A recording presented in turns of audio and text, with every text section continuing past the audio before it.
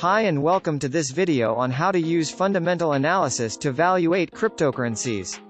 In our previous videos, we introduced the basics of fundamental analysis and explored the different approaches to this important investment tool. In this video, we'll focus specifically on how to use fundamental analysis to evaluate cryptocurrencies. Valuating a cryptocurrency can be a challenging task, as there are many factors to consider and no surefire way to predict the future value of an asset. However, by using fundamental analysis, you can gain a better understanding of the factors that may affect the value of a cryptocurrency and make more informed decisions about your investments.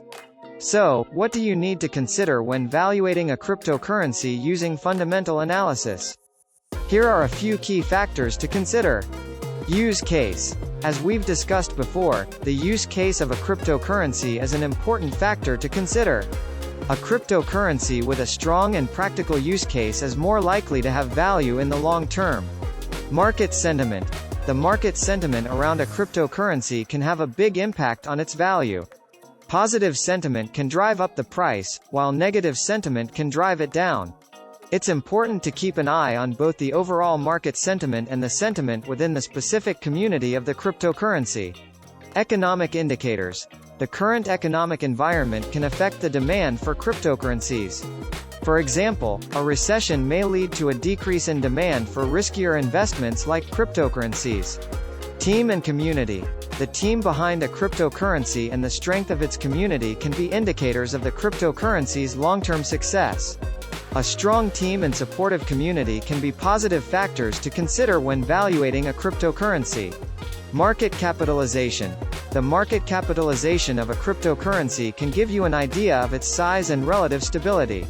A larger market capitalization may indicate a more established and stable cryptocurrency, while a smaller market capitalization may indicate higher risk. Intrinsic value. As we've mentioned before, the intrinsic value of a cryptocurrency is the true value of the asset based on its fundamental factors.